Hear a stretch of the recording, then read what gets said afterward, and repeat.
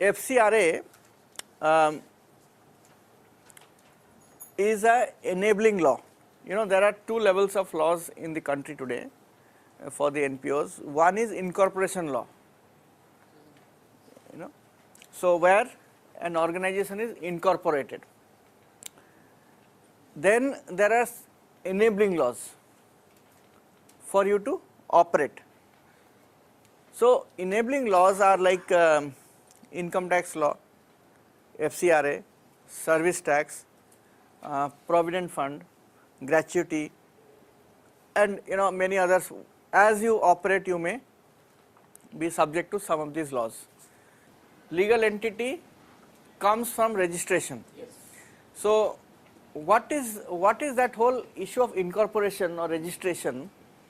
I think we need to understand that issue very carefully, right? When an incorporation happens, what happens is 2, 3, 7, 10, whatever number, people come together and they create an organization. Now, very important to understand that the organization is an artificial legal person.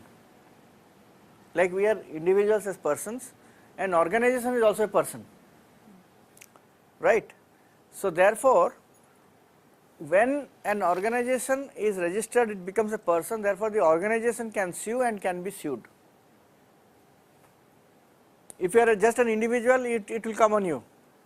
But as an organization, if an organization becomes an artificial legal person, then the organization can sue and can be sued upon. You may represent the organization in various platforms, but it is the organization which can sue and can be sued upon, right? So there is a concept called corporate veil. You know, corporate veil is that when an incorporation happens, so there is a veil which comes before the individuals, right? So this veil is known as the entity. So for the outside world, it is the entity, it is not the individual anymore. Individuals remain behind the veil, right? So this entity also is like an individual.